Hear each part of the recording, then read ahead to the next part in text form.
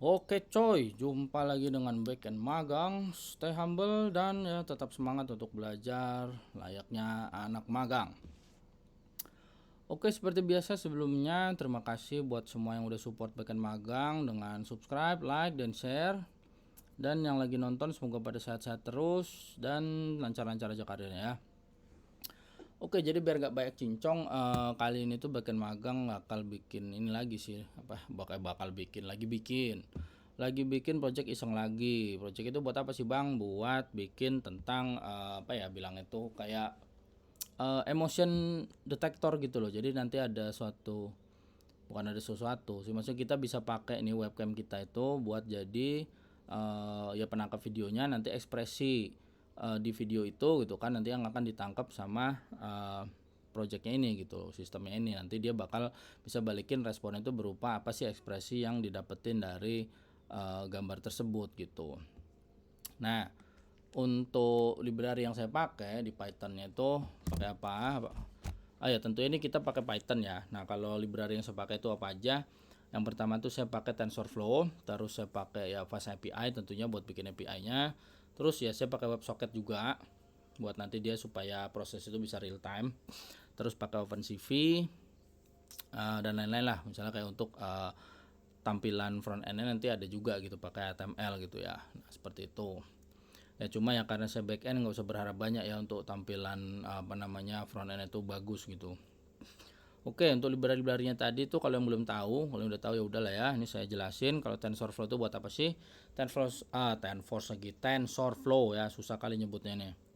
Oke, TensorFlow itu untuk dia tuh buat model machine learning gitulah, yang intinya itu buat ngelatih gimana supaya bisa mengenali suatu emosi gitu dari gambar gitu loh, ataupun dari video gitu, seperti itu.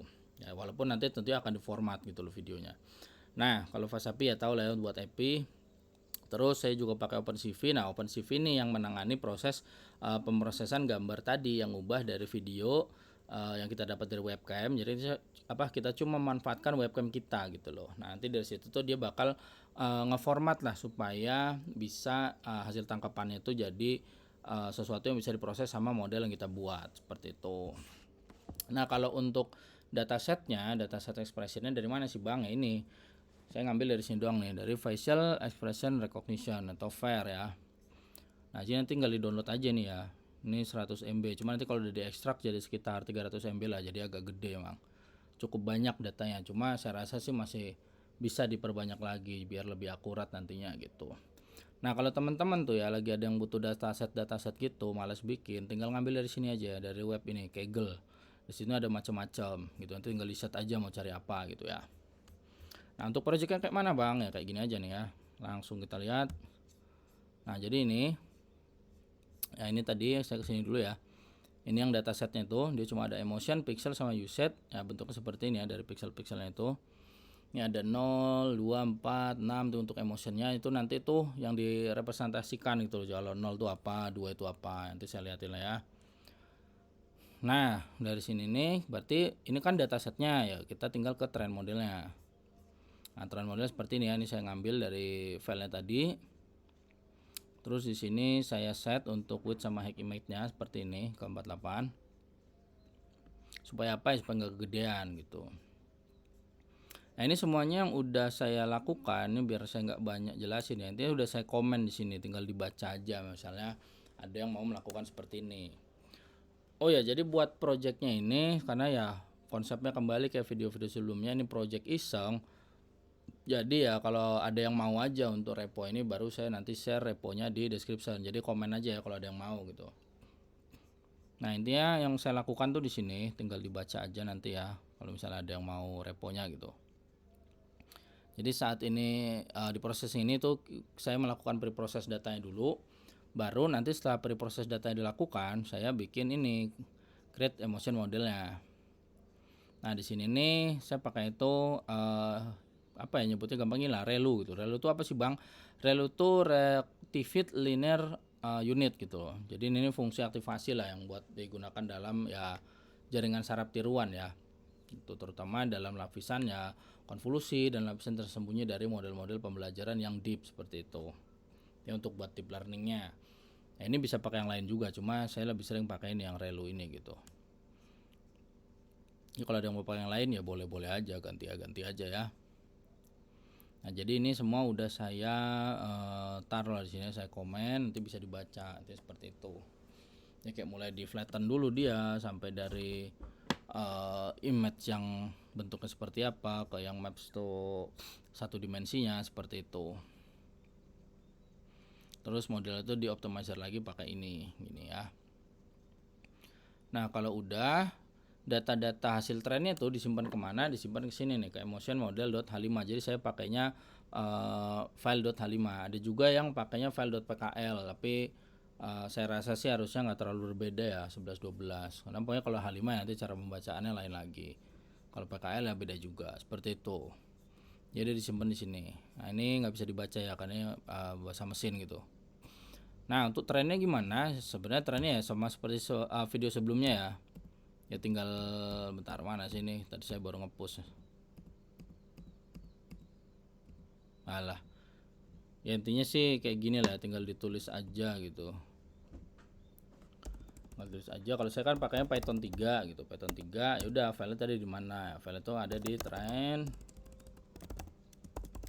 model.py. Nah, tinggal seperti ini aja lah ya. Nanti sesuaikan sama versi Python yang teman-teman pakai. Nah, ini trennya dilakukan nggak bang? Enggak, karena ini agak lama. Jadi ini semua udah saya tren dan datanya udah ada di sini ya, di emotion model H5 ini hasil trennya gitu. Karena ini prosesnya agak panjang guys. Jadi intinya seperti itulah ya. Nah, untuk di main program ya seperti ini. Ini sama udah saya komen-komen juga. Jadi sini saya bikin untuk WebSocketnya. Terus nanti WebSocketnya tuh ngapain ya? Dia bakal nge-receive data dari front end-nya gitu loh. Receive data dan selanjutnya yang balikin datanya itu lagi gitu. Yang dibalikin apa? Yang dibalikin ya ini hasil model prediction-nya itu. Nah, prediction tadi kan dia berupa indeks aja nih. Nah, indeksnya itu baru nih saya taruh di structure saya sendiri nih, emotion label.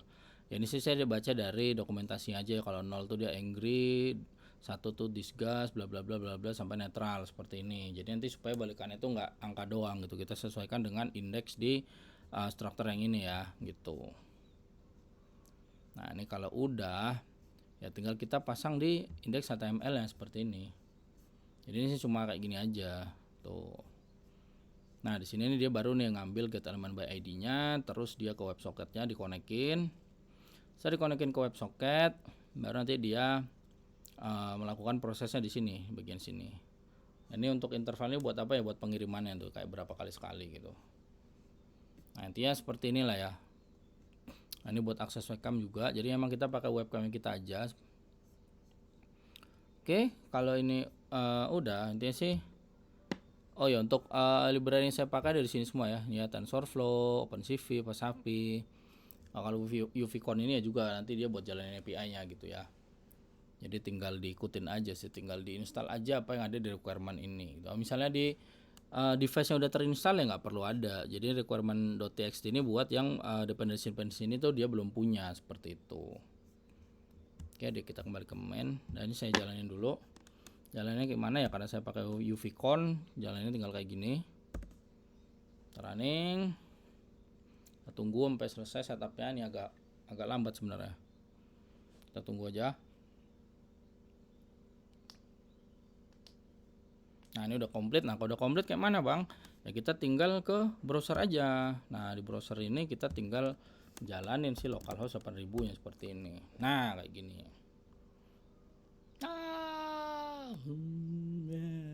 Ya kayak gitulah ya. Dia bisa ngebaca ekspresi kita secara real time seperti itu. Nah, seperti itu. Cuma kadang ya ini kayaknya eksekusinya di WebSocket saya agak jeda sih gitu. Jadi agak kadang telat sih kalau menurut saya ini untuk pembacaan emosinya ini. Tapi ya nggak apa-apa lah ya. Namanya juga ini saya masih riset sih buat ini. Jadi baru pertama juga buat untuk face recognition seperti ini gitu. Jadi bisa dikembangin. Nah, selain kita kembangkan nanti secara untuk proses pengirimannya dengan WebSocket yang bisa diperbaiki, untuk ininya juga tentunya bisa diperbaiki mulai dari sini, mulai dari train modelnya ini kita bisa maksimalkan lagi. Kalau ini saya yang masih seadanya yang saya baru bisa gitu loh. Ya kayak ini mulai dari normalisasi activationnya, terus saya reduce spasialnya gitu kan. Nah, ini nih bisa diperbaiki lagi nih, bisa lebih dielaborate lagi.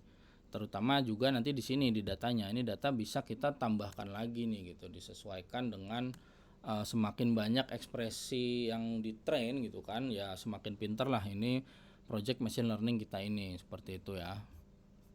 Nih kalau kita tengok lagi sini, nah itu ada surprise, ada fear, ada angry gitu kan, dia menyesuaikan dari data-data trainingnya itu. Ya ini jadi kelihatan nih green screen saya guys. Kalau yang di video recording yang di share kan itu udah green screen. Nah ini kalau yang video ini kan dia bener-bener ngebaca doang dari webcam gitu loh. Jadi ya ini green screen saya kelihatan ya, kayak gini lah ya green screennya ya. Maklum channel UMKM gitu. Oke, ini ya tadi ya supaya barangkali lupa. Nanti kalau mau dapetin dataset itu bisa dari Kaggle, nanti bisa cari apa aja. Nah kalau yang ini tuh yang mana yang dipakai, yang ini facial expression recognition gitu. Oke, kira-kira sih gitu aja dari saya ya. Ya mudah-mudahan bisa bermanfaat. Siapa tahu lagi ada yang ngadepin case seperti ini buat bikin emotional detector seperti ini, ya bisa nih jadi basic pembelajarannya gitu, bisa ditiru. Jadi kembali lagi ya, karena ini project iseng. Untuk yang mau reponya bisa komen aja, nanti kalau ada yang komen mau reponya baru saya taruh link GitHub dari repo saya ini di description channel seperti itu. Oke, kira-kira sih gitu aja dari saya ya. Pokoknya jangan lupa buat support terus Backend Magang dengan subscribe, like, dan share ya, terutama share ya, karena siapa tahu nih ada rekan-rekan kita itu kan, teman-temannya yang lagi belajar sesuatu atau lagi ngadapin suatu case tertentu di pekerjaan yang mungkin bisa terbantu dengan video-video yang saya share. Kira-kira seperti itu. Jadi sekian dari saya, terima kasih, salam Backend Magang.